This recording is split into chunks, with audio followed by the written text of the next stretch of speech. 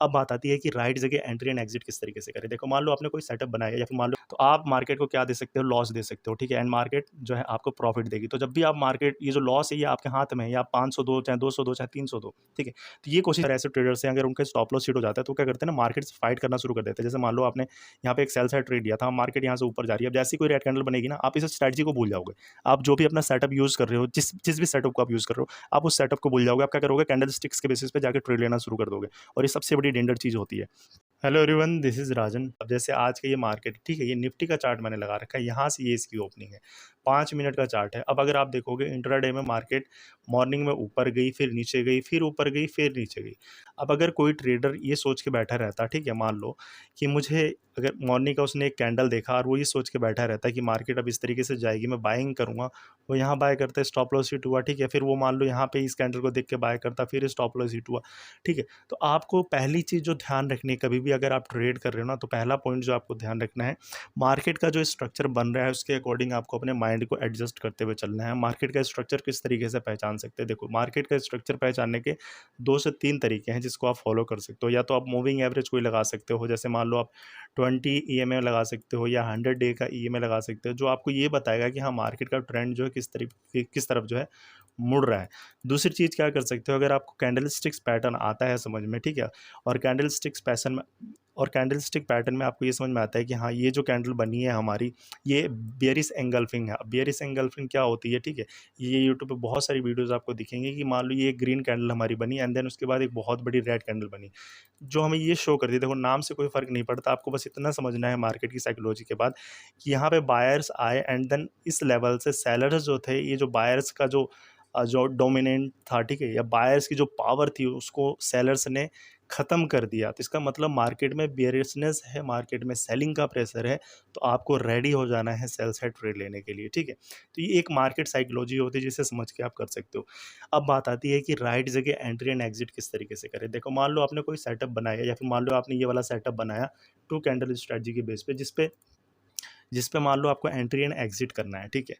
पर इससे पहले मैं एक चीज़ और इसमें जोड़ना चाहूँगा, कई सारे लोग जो होते हैं ना, वो इस माइंडसेट के साथ ट्रेडिंग करने आते हैं कि मैं जब भी ट्रेड लूँ वो मेरा प्रॉफिट में जाए। देखो अगर आप इस माइंडसेट से भी अगर ट्रेड कर रहे हो तो डेफिनेटली आप फिर मार्केट से पैसे नहीं बना सकते। देखो अपने अपने माइंड को ना आपको पहले से ये बना के नहीं रखना है कि मुझे जो ट्रेड मैं ले रहा हूँ उस ट्रेड में मुझे प्रॉफिट ही प्रॉफिट हो।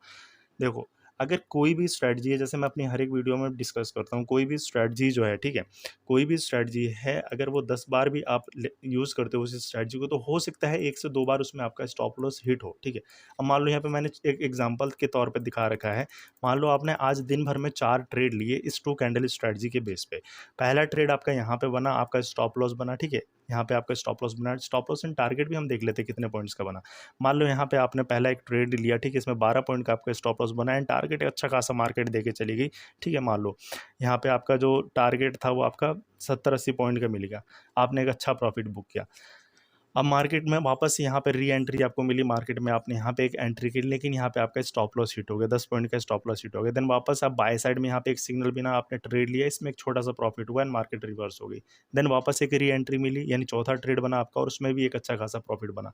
तो अगर आप यहाँ पे चेक करोगे, अगर आप इस माइंडसेट के साथ आते हैं कि हर एक ट्रेड में मुझे प्रॉफिट बनाना है, अब मान लो यहाँ पे एक लॉस हो जाता, तो यहाँ पे आप क्या करते हैं ना, यहाँ पे आप रिवेंज लेना स्टार्ट करते हैं। फिर आप क्या करते हैं ना, हर एक कैंडल पे आप ट्रेड करना शुरू करते थे, क्योंकि बहुत सारे ऐसे ट्रेडर्स हैं अगर उनका स्टॉप लॉस हिट हो जाता है तो वो क्या करते हैं ना, मार्केट से फाइट करना शुरू कर देते हैं। जैसे मान लो आपने यहाँ पे एक सेल साइड ट्रेड लिया था, मार्केट यहाँ से ऊपर जा रही है, अब जैसी कोई रेड कैंडल बनेगी ना, आप इस स्ट्रैटेजी को भूल जाओगे। आप जो भी अपना सेटअप यूज़ कर रहे हो, जिस भी सेटअप को आप यूज़ कर रहे हो, आप उस सेटअप को भूल जाओगे। आप क्या करोगे, कैंडल स्टिक्स के बेसिस पे जाकर ट्रेड लेना शुरू कर दोगे, और ये सबसे बड़ी डेंजर चीज़ होती है। उससे क्या होगा, जो आपका कैपिटल है, ठीक है, आपका जो भी कैपिटल है वो बहुत तेज़ी से इस तरीके से होना स्टार्ट हो जाएगा। तो आपको ये चीज़ ध्यान रखनी है ना कि अगर मान लो स्टॉप लॉस हिट हो रहा है, ठीक है, आप थोड़ा सा शांत बैठो। दिक्कत कहाँ होती है ना, अगर हमारे ट्रेडिंग अकाउंट में पैसे पड़े हैं और अगर हमारा कोई ट्रेड गलत हो जाए, हम तुरंत जाके वहाँ ट्रेड ले बैठते हैं। मेरी एक राय है आप लोगों को, अगर जितने भी लोग ट्रेड करते हो, देखो मैं पर्सनली अगर मैं बताऊँ तो बहुत कम ट्रेड करता हूँ, ठीक है, बहुत ही कम ट्रेड करता हूँ। वजह क्या है, देखो कैपिटल ऑप्शन बाइंग के लिए कैपिटल एक मेन चीज़ है, ठीक है। देखो ऑप्शन बाइंग आप 10,000 से भी कर सकते हो, 5,000 से भी कर सकते हो, 20,000 से भी कर सकते हो, लेकिन अगर आपको ऑप्शन बाइंग से एक अच्छा पैसा बनाना है तो उसके लिए एक अच्छा कैपिटल बनाना ज़रूरी है। और उसी चक्कर में मैं काफ़ी दिनों से जो है ऑप्शन ट्रेडिंग को फ़िलहाल के लिए अवॉइड कर रहा हूँ। बाई चांस कभी-कभार ट्रेड ले लेता हूँ, ठीक है। आपको 2 चीज़ें हमेशा फ़ॉलो करके चलनी है, जो भी आपका कैपिटल है, ठीक है? 5,000, 10,000, 20,000, 50,000, 10 लाख, जो भी आपका कैपिटल है, सबसे पहला चीज़ होना चाहिए, जो भी आप कैपिटल यूज़ कर रहे हो, उस कैपिटल को आप सेव करके चलो, ठीक है? आप ये कोशिश करो, जो मेरा कैपिटल इसमें है, उस कैपिटल को मैं बचा के चलूँगा, कैपिटल को सेव करके चलूँगा, ठीक है? दूसरी चीज़ जो होती है, जो भी आपका स्टॉप लॉस होता है, देखो स्टॉप लॉस हिट होगा, डेफ़िनेटली होगा, मार्केट में है, मार्केट ऐसी है कि एक आध बार आपका स्टॉप लॉस हिट होगा, तो ये कोशिश करो जब भी आपका स्टॉप लॉस हो, मिनिमम हो, जैसे कि यहाँ पे हुआ, ठीक है? कि स्टॉप लॉस हिट हुआ, तो ये स्टॉप लॉस आपका छोटा है, ठीक है? अब देखो यहाँ पे अगर प्रॉफ़िट जो बना, तब आप इसे स्टॉप लॉस, ये जो स्टॉप लॉस आपका हिट हुआ, ये आपके ध्यान में भी नहीं रहेगा, क्योंकि आपने एक अच्छा प्रॉफ़िट जो है मार्केट से निकाल लिया है, ठीक है? तो जब भी आपका स्टॉप लॉस हो, छोटे से छोटा रखो और अब कोशिश करो कि आपका कैपिटल जो है वो सेव रख रख सको, ठीक है? ज़्यादा से ज़्यादा, क्योंकि इसमें आपकी हार्ड मनी लगी हुई है, आपकी मेहनत की कमाई है।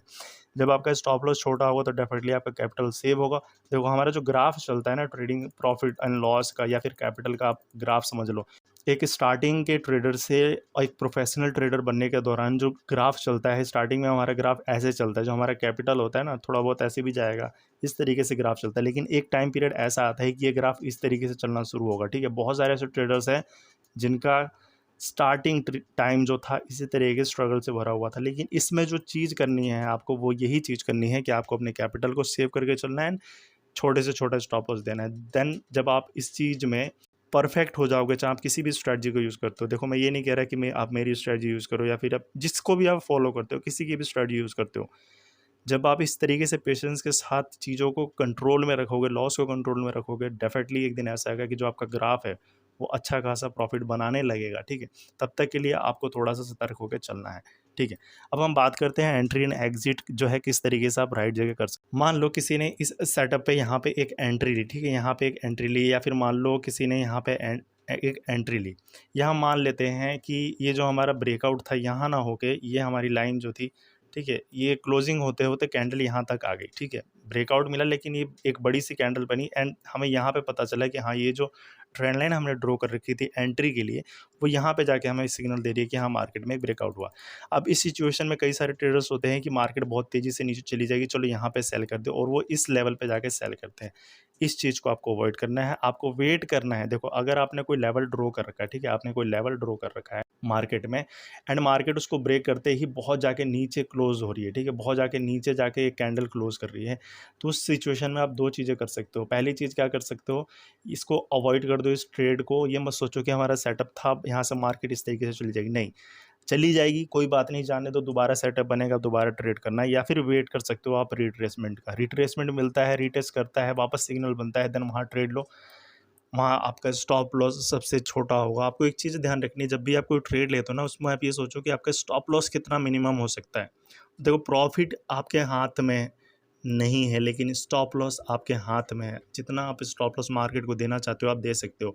प्रॉफ़िट तो ये है मार्केट के ऊपर, वो हो सकता है 1000 का 2000 भी दे जाए, 3000 भी दे दे, 4000 भी दे जाए, लेकिन जब लॉस हो रहा हो, वो आपके हाथ में कि आप मार्केट को कितना लॉस देना चाहते हो। तो आप ये कोशिश करो कि मार्केट से जब आप प्रॉफिट का एक्सचेंज कर रहे हो, ठीक है, ये पॉइंट आपको ध्यान रखना है। प्रॉफिट एंड लॉस का एक्सचेंज होता है मार्केट से हमारे साथ।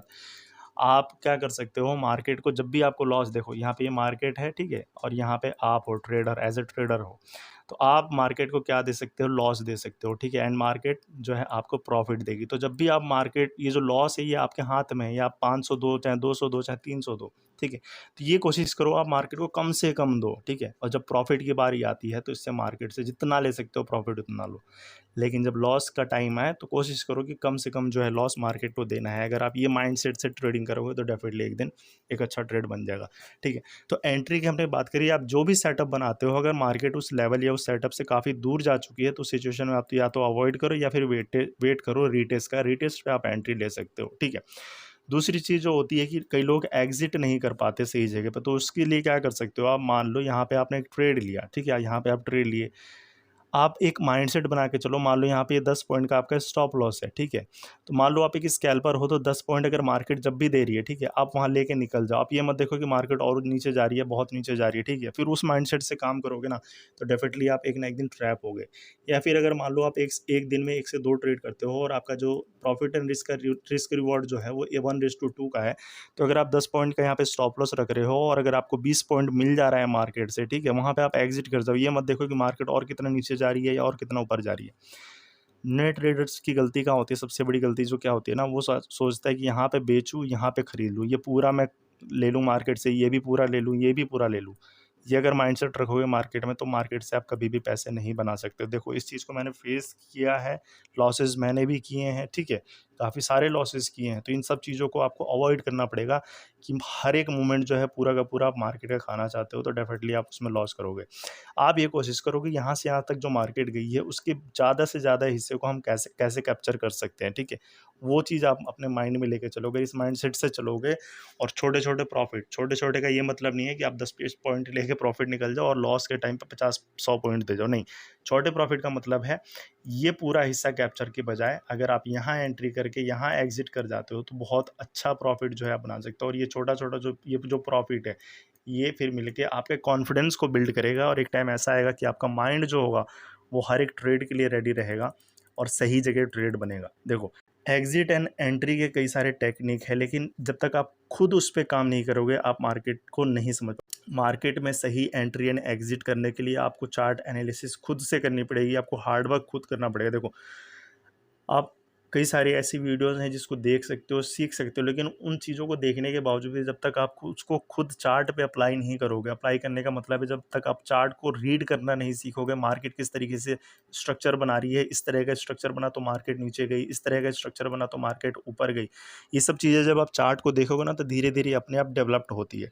चाहे कोई कितना भी बड़ा बंदा हो, कितना भी बड़ा कोर्स बेच रहा हो। देखो, एक चीज़ मैं यहाँ पे कहना चाहूँगा, कई सारे लोग जो होते हैं ना, वो सोचते हैं कि कोर्स कर लेंगे तो शायद हम ट्रेडिंग सीख जाएँ। चाहे मेरा ही वेबिनार हो ऑप्शन बाइंग का, मैं ये कभी नहीं कहता कि आप लोग ऑप्शन जो है मेरे से वेबिनार करो, तो ही आप मार्केट में सारी चीज़ें सीखोगे, ऐसी बात नहीं है। जो चीज़ें मैं वेबिनार पे बताता हूँ, उससे कई अच्छी चीज़ें जो है मैंने यूट्यूब पे ऑलरेडी डाल रखी हैं और कई सारे आपको वीडियोज़ और दूसरे क्रिएटर की तरफ से यूट्यूब पे मिल जाएँगे।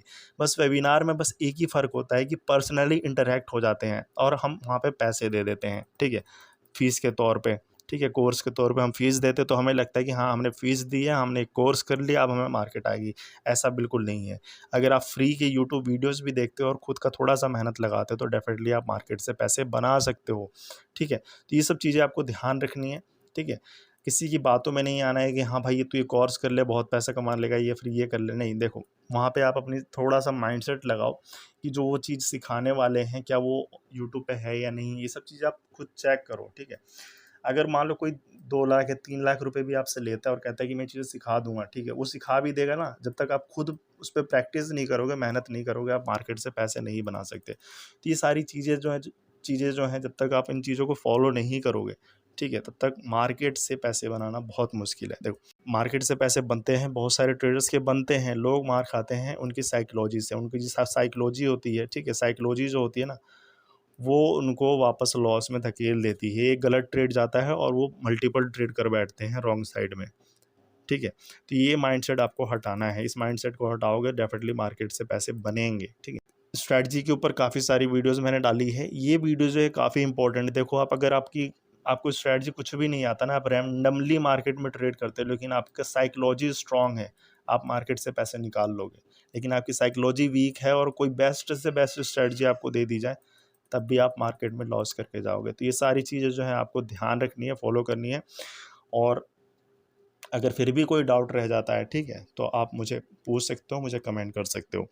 सो okay guys, we will meet in next video. Till then, good bye. Thanks for watching guys.